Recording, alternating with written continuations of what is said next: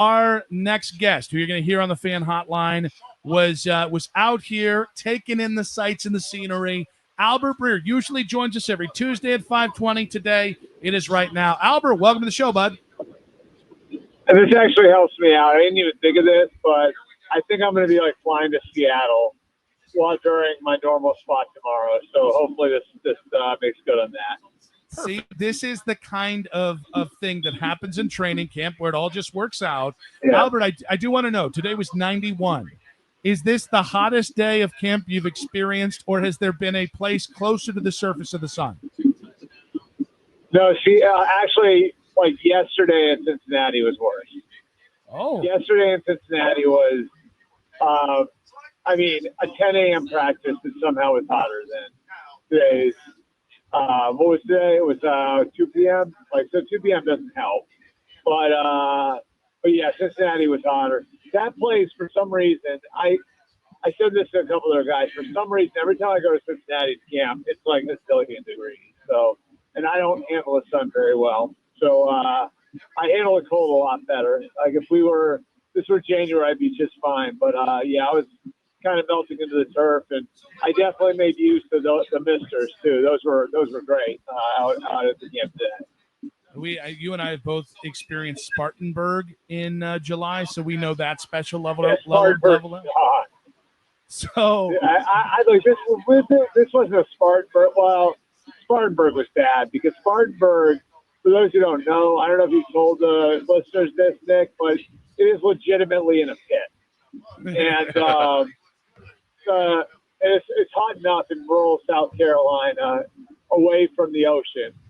It's hot enough, but this pit would trap the humidity down there, and then you get these giant bugs down there. It was that was Spartanburg.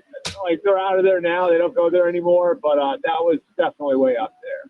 And no shade either. It's the seventh circle of hell. Albert, Kenny Pickett gets hit with his hamstring injury. What do you think that means for the quarterback battle in Cleveland? I think it means Joe Flacco will probably get a few more reps than he has, and help him make up a little bit for the time that he seeded things in the spring, and then Dylan Gabriel, I think, maybe gets a few more looks in the first team. That would be my guess. I only think it's going to be about a week, so the hamstring can linger, and I guess there's still some uncertainty there, but I don't think it's a long-term thing. At least I don't think the Browns see it that way. Albert, do you think he still has a real shot to be QB1? Who? Pickett? Yes. Yeah, I think Kenny does. I think right now, to me, I'd be surprised if it wasn't one of the two veterans. I think you guys are probably with me on that, right? And I think Flacco's very steady, and they know what they're getting with Joe. There's a lot of good reasons to go with Joe. The one thing with Kenny is if Kenny can get up to level ground with Joe as far as the knowledge of the offense, being able to operate the whole thing, prevent turnovers, all of that. Kenny does bring a running element that I don't think any of the other three guys do. Dylan's probably closest, but Kenny would bring kind of this movement element, which if you are shaky about your offensive line at all, could wind up being pretty important. Albert, big picture, what were some of the things that stood out when you were observing practice today?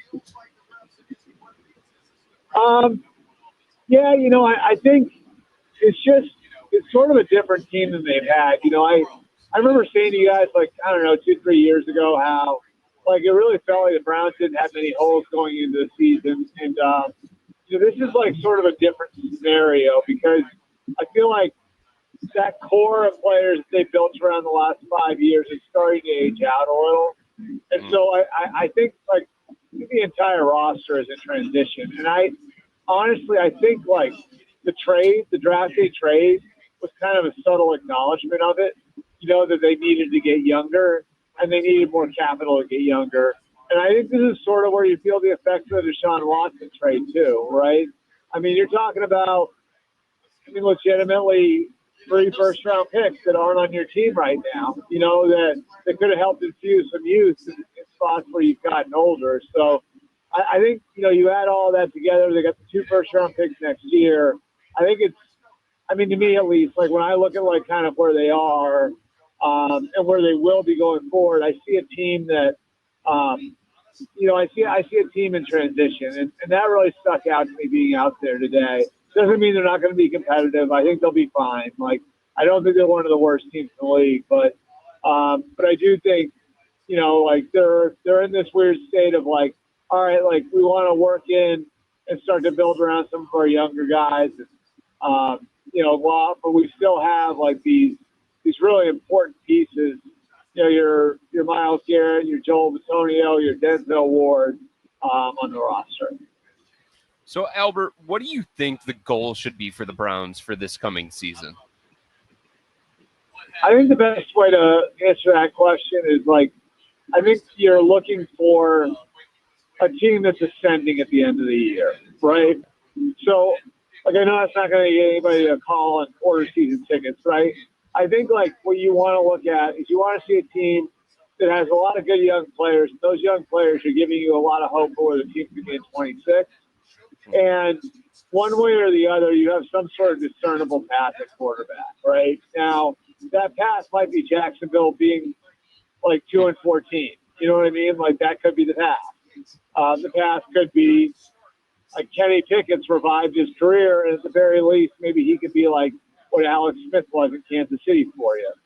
You'd like to have some sort of like discernible path there, and then again, like how do the young players in the roster look? Like how does Mason Graham look as a rookie? How does Jerry Jeudy look? How do the 2 young backs look? Like I think you'll probably get clarity on Judkins relatively soon. Like, and then you have Sampson back there. So, like, are the young players you put in the whole roster? Carson Schwarzenegger, right? I think I think there's a chance Carson Schwarzenegger winds up with a green dot on his helmet this year as a rookie. So how does he look? I think that's sort of how you got to look at it. Is if they can compete for a playoff spot, great.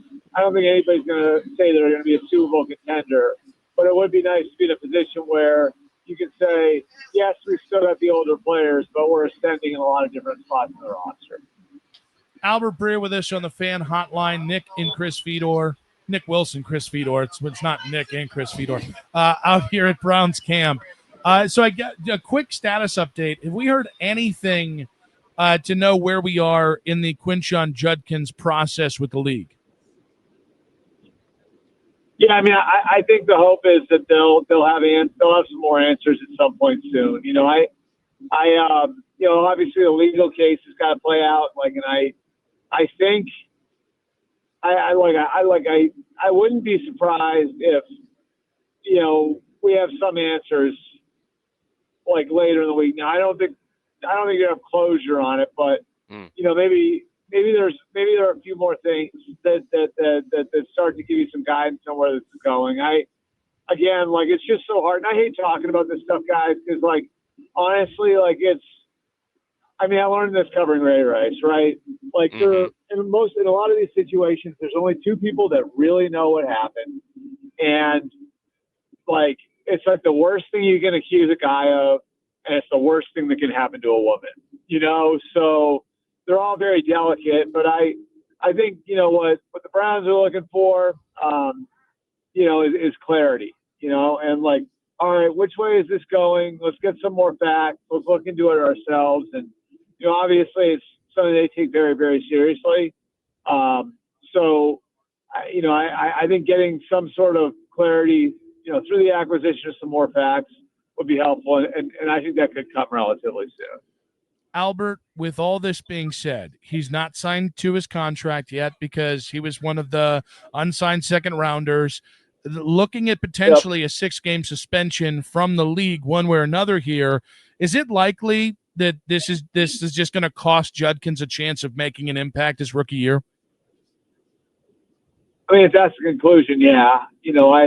I would say like he's relatively pro ready, so if there is a suspension, like, is it going to affect his readiness? Yeah, in a couple different ways. Obviously, he'd be out for whatever that period of time is. Plus, like, he'd probably lose practice reps in the summer because the Browns would have to prepare other people to play, and the guys who are going to start the season would be the guys they would be their primary focus as far as guys are getting ready to play. So, yeah, I mean, I think if there is any sort of suspension, it's going to affect him on a couple different levels.